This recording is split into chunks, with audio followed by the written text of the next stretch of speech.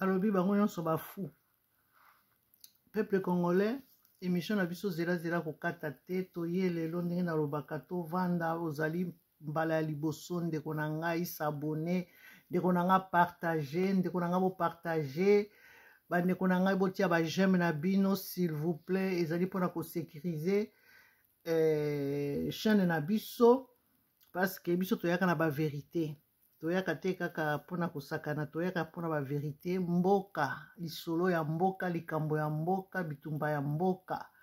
Basakanaka na mboka te, mabele basakanaka nango te. Soki mokonzi azali wana azali mokonzi il faut asangisa population, azali mokonzi ya ekolo te, azali mokonzi ya parti politique te, azali mokonzi ya bakongolais banso. Yango wana toyaka mpona ko pesa information pona nini parce que peuple oyo azali informé te, azali lokola aveugle, azali lokola mokufi. Voilà pourquoi peuple congolais, merci pour ko liker, pour partager pe ko s'abonner. To koleka na ba titre na biso. Ndenge bomoni makomi kuna botanga bandeko na ngai, botanga président soi-disant tenant du pouvoir azali motoyo. Soki alobi na tongo, oui. Keba, na midi, ekomi non. Donc, basi baebi mokili mobimba. Baebi mokili mobimba, alobi na tongo, alobaka lika mosusu, na midi mosusu, na 15h mosusu.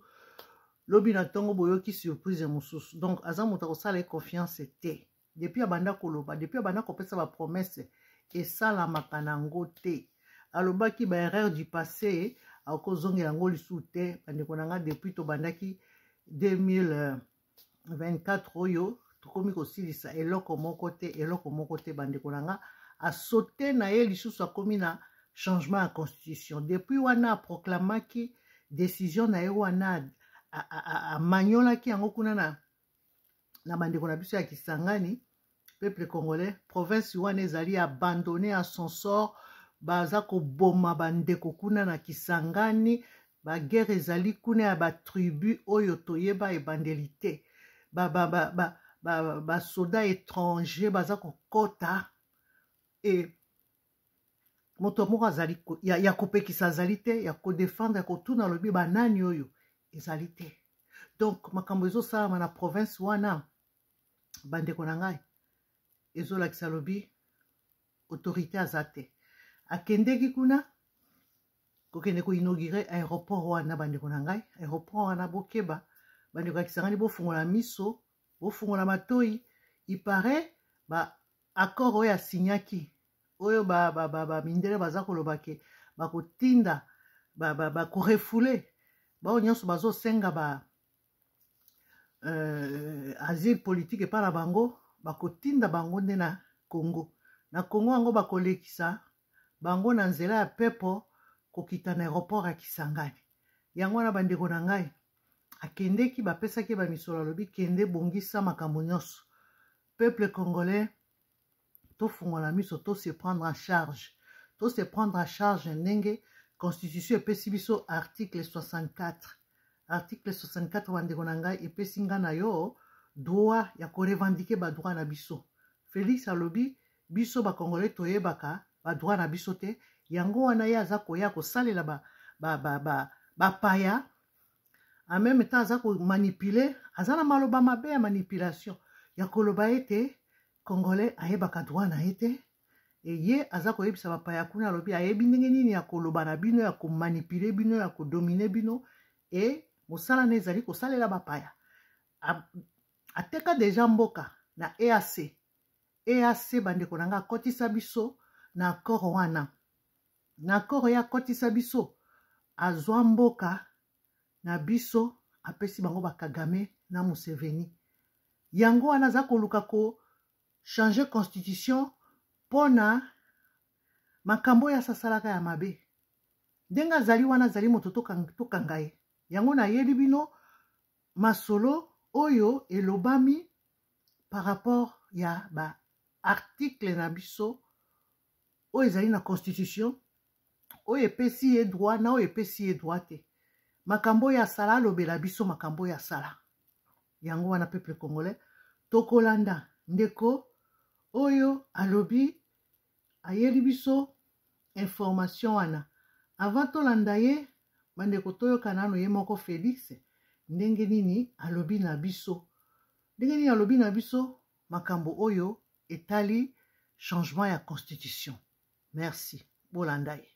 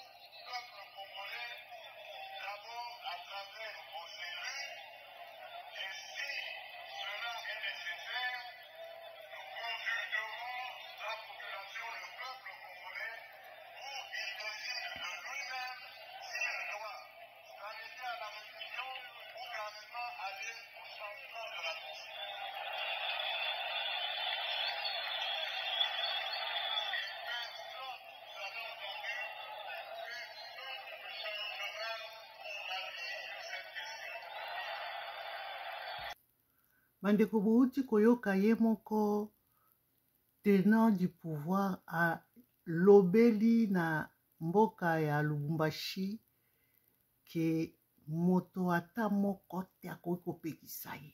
Yo nani kopekisa? Bandeko na ngai ezali mawa koyoka oyo abengami ke mokonzi ya mboka koswana na baye bapona ye. Nazali komituna soki ndeko Félix ayebi rôle na ye, mosala nini oyo ye akoki kosala na moto ya mboka. Bandeko na ngai ezali très important koyekola ke kotala kaka miso na mbongo, kodetourne mbongo, économie ya mboka par terre. Vie ya bakongolais ekomi vie moko ya pasi makasi. Peuple congolais toyoka ndeko oyo ndenge aza kofungolela biso makambo elobeli constitution. Ministre ya gouvernement, premier ministre Mama Judith ye moko ayebi ata article nini te oyo elobeli makambo ya constitution. Batangaka na bango te, bafungolaka na bango même pas buku wana. Bazali kosala na bango kaka bisalela. Moto na moto aza kosala mpo na ye, intérêt na ye, famille na ye, entourage na ye. Ndenge ye moko Félix aza kokonza mboka. Mboka na biso ye akamati yango a pesi na ba Ugandais, na ba Burundais, na ba Rwandais, na ba minere, ba carrière ba minere ekomi kaka bandeko nanga désordre na désordre. Kasi peuple congolais aza ko souffrir. Peuple congolais azali na avantage ata moko te depuis mwana mobali oyo. Boza komona yawa simbi constitution oyo ye moko apretaki serment alobaki akobatela yango. Aprete serment bandeko na ngai na constitution wana. Lelo constitution oyo ye azalaki tango azalaki na opposition azali ko protéger yango. Lelo ye alobi esalamelaki soki na banani soki na banani. Toyoka ndeko oyo ndenge aza kolimbola po azali moko professeur Malonga azali pe docteur en droit public. Voilà, ndenge na présenté bino ndeko oyo tolanda ye na bokebi nyonso à peu près 8 minutes. Merci à vous. Tolanda.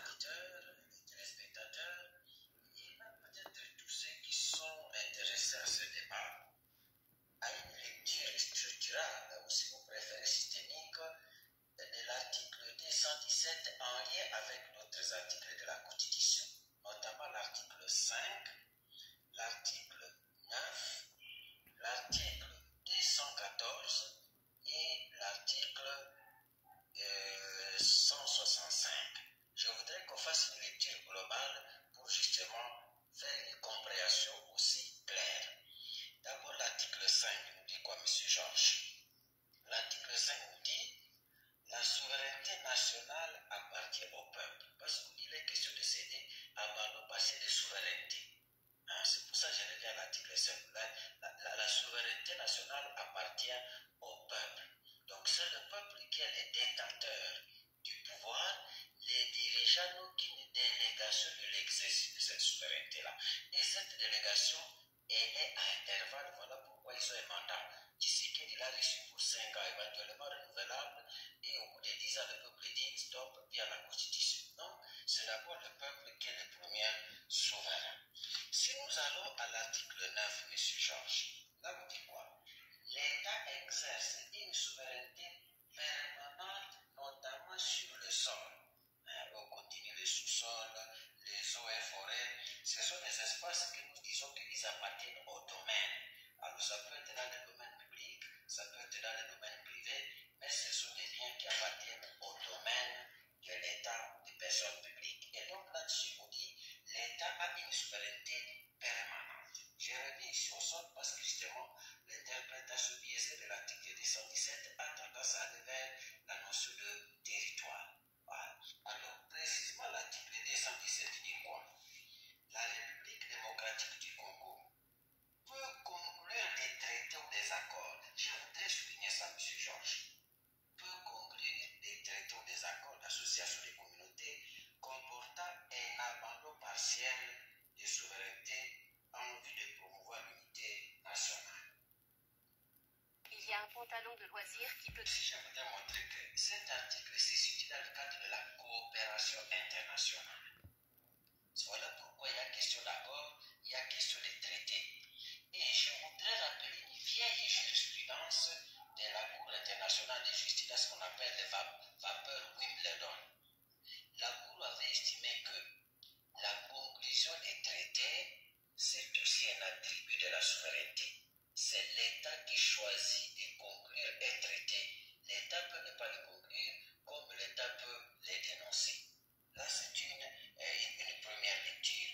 Le fait de conclure les traités fait partie de la souveraineté des États. Maintenant, je vais y revenir beaucoup plus précisément. Cet article ici concerne ce qu'on appelle les missions régaliennes, les missions justement de souveraineté, comme par exemple la justice, la défense, la police, la fiscalité, et j'en passe. Ça signifie quoi?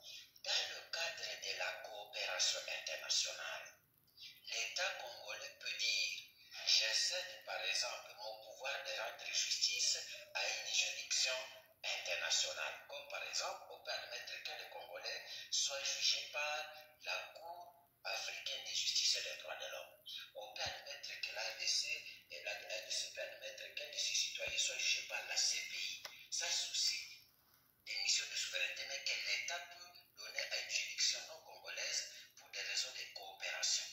L'État peut dire, ok, dans le cadre de la diplomatie, par exemple, nous allons avoir une ambassade commune avec tel autre État de telle communauté. Ça, ce sont des missions de souveraineté.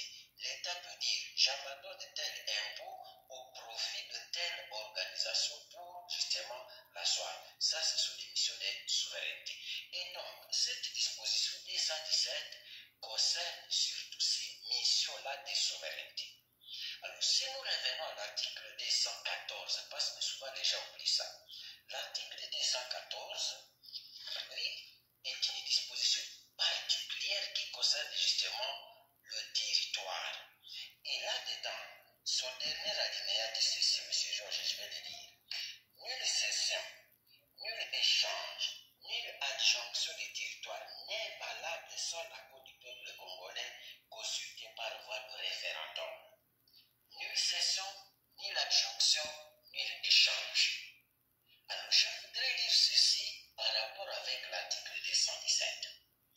Si on veut appliquer l'article 217 aux questions de Bunagana, Massissi, Rutshuru, Walikale, une partie de Lubero qui sont occupés, alors il faudrait qu'on nous dise est-ce qu'il y a eu un accord là-dessus?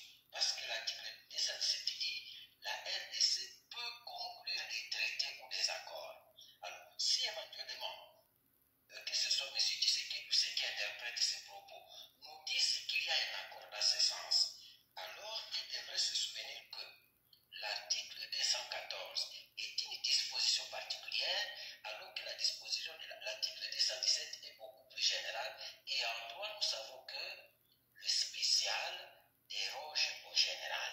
Donc, tout ce qui touche la modification des frontières de la RDC, sur le plan géographique, territorial, ce n'est pas l'article 217, c'est l'article 214.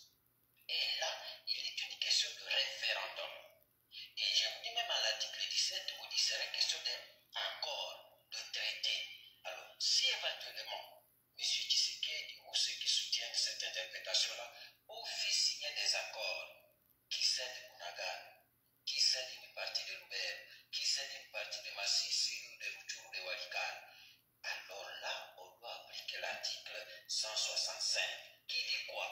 Il y a haute trahison lorsqu'on a cédé une partie du territoire national. Je vais vous le dire, M. Georges, pour ne pas donner l'impression que moi j'invente des choses. Nous devons éclairer les Congolais en nous appuyant sur les dispositions de la Constitution. Il est dit ceci, article 165, alinéa 1er.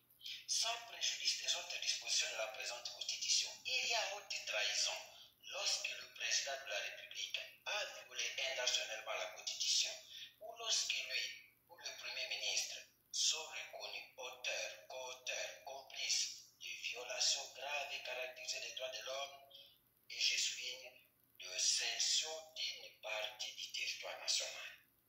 Si on veut appliquer l'article 217, alors qu'on nous dise qu'il y a eu un accord et que dans ce cas-là, il y a eu cession d'une partie du territoire national, auquel cas, les auteurs de cet accord-là seraient coupables de haute trahison. Et la loi sur la propositionnelle indique comment doit être sanctionnée la haute trahison. Et je rappelle que la haute trahison est une des infractions pour lesquelles le chef de l'État peut être déchu de ses fonctions, même pendant l'exercice de celle-ci. Et nous devons faire attention à l'interprétation de cette disposition parce que les amis de Tshisekedi risquent de lui mettre la corde au cou sans le savoir.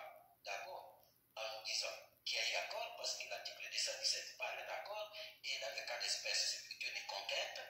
C'est le Rwanda qui est en train de se poser celle qui est d'accord. Donc, on n'aille pas accuser l'article 217 lorsqu'on est incapable de défendre le territoire national. L'article 217 n'interdit pas la défense nationale de récupérer l'intégrité de notre territoire. Il repose sur des accords et je vous dis, cela concerne les missions régaliennes. Et s'il y a eu accord, alors on devrait appliquer l'article 165 qui montre la haute trahison parce que toute modification des frontières du pays relève plutôt de l'article 214. Je crois que ça, les Congolais doivent le savoir et ne pas chercher à nous distraire par des interprétations fallacieuses qui sont sélectives. Peuple congolais boyoki. Boyoki ndeko oyo ndenge amanoleli biso bandeko na ngai. Article oyo ya 217, article 9, article 5, article 214 na article 165. Na kotelema na article 165 wana bandeko na ngai, esengi na biso Félix ayebisa biso. To pe totuna Félix osalaki makambo nini oyo yo yebisi ba Congolais te. Félix, par rapport na EAC, a signé l'accord, a pesa mabele na biso, na EAC, peuple congolais, maloba na Félix, ezali, oyo ye a pesa, mboka na biso, na makambo oyo, ye azalaki ko signé sans que a tuna tope ayebisa na ba député, ba sénateur, koyebisa bango ete na uti ko signé tope bo étudier dossier oyo bo voter ba loi oyo ko permettre par rapport na loi oyo article 65 elobeli botala ndenge pe boyoka oyo Félix azwaki comme engagement ya kopesa mabele na biso bande kwa zali kolobela ngo avec légèreté bolanda qui deviendra notre pays en fait. Donc, chers compatriotes, veuillez vraiment continuer à suivre la voie de la raison comme vous avez commencé. Ne vous méfiez pas de moi, ne vous méfiez pas du gouvernement, parce que nous ne sommes pas là pour vous faire du tort. Donc, ça ne sert à rien de vous battre pour des morceaux de terre, alors que ces listes africaines communautés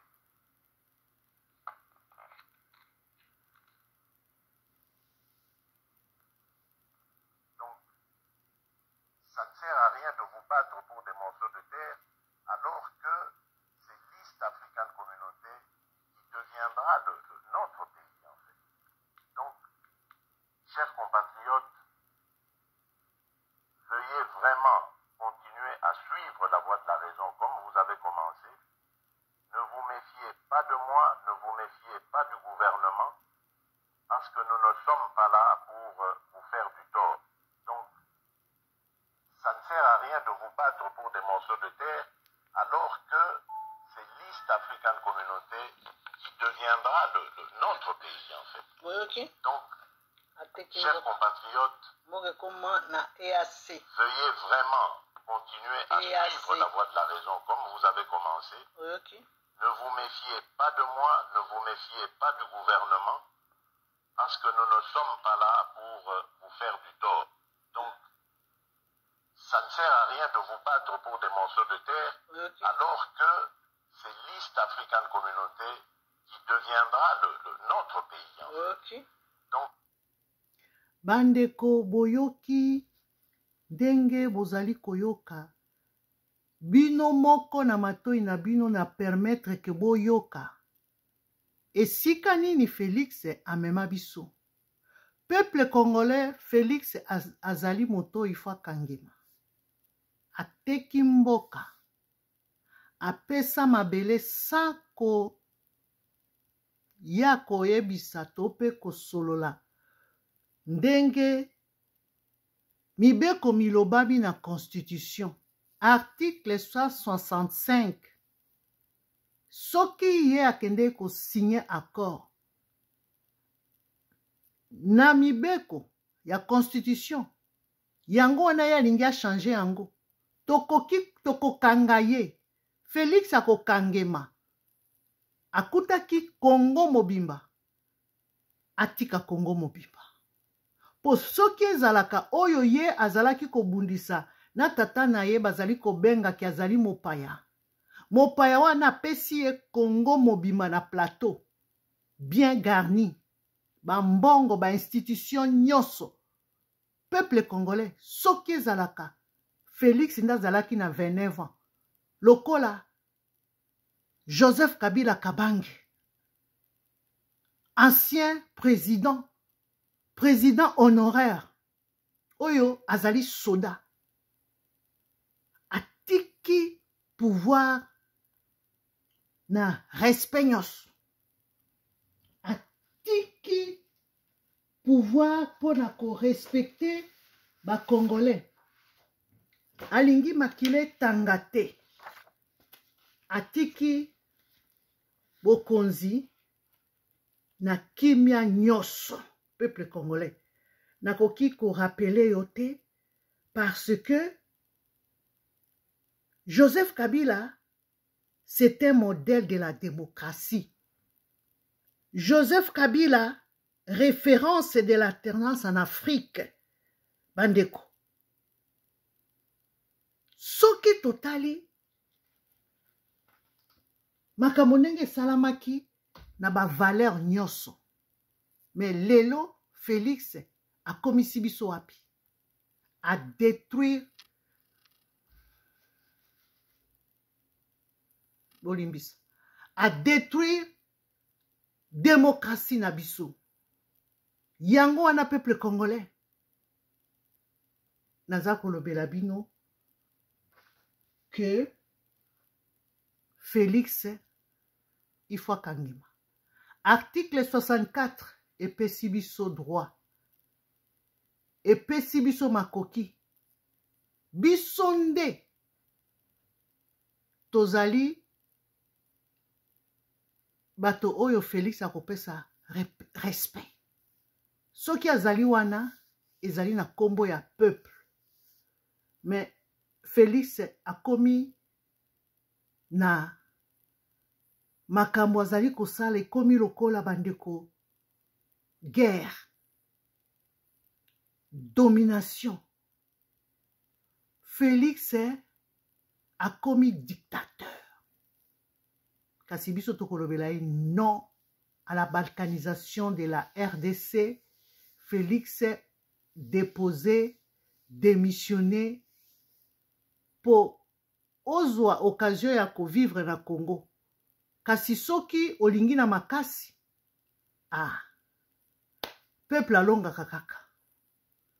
Peuple alonga kakaka.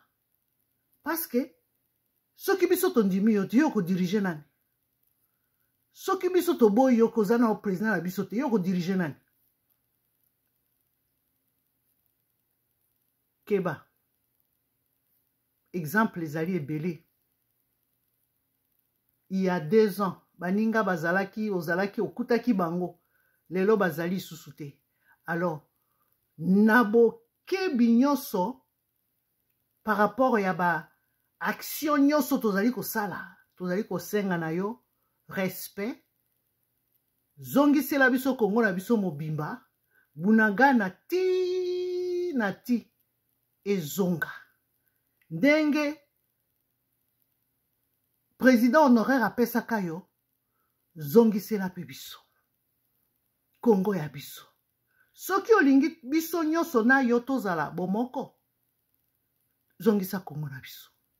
Soki te, Félix, makala eza koyamba yo. Eza makambo ya mboka. Eza makambo ya mboka. Nenge yo lobaki que personne Félix, biso pe toyebishi yo pona Kongo na biso.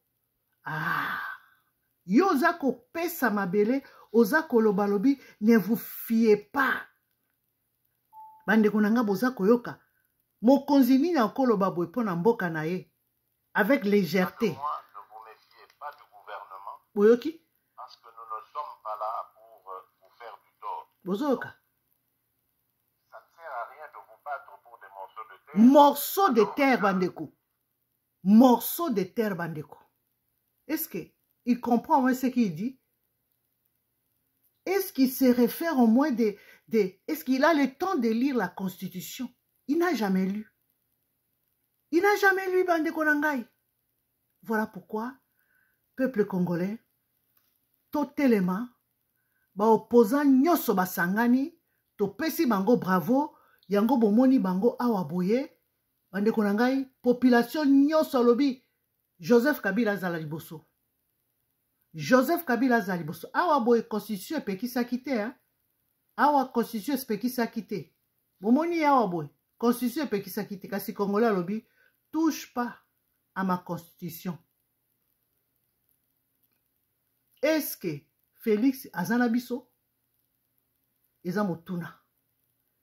Ici, constitution n'interdit pas les détournements. Hein?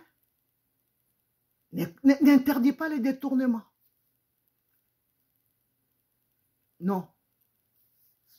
Interdit ba makambo nyonso te salité na mboka. Économie na biso par terre. Bato komi kolia ba poison. Bato bakomi ba malade. Salité ba inondation. Bato ba kokufa na ba bateau. Compagnie aérienne ezalité. Bateau ezalité. Ba transport. Ba bus nyonso eza kozika. Courant ezate. Mai ezate. Peuple congolais azako se retrouver te na assiette na ye. Na gouvernement ya maman Judith, ba maman ba komi kokende kolokota biloko na poubelle. C'est la honte. Honte à vous. Ndenge maman Tatiana lobaka. Honte à vous.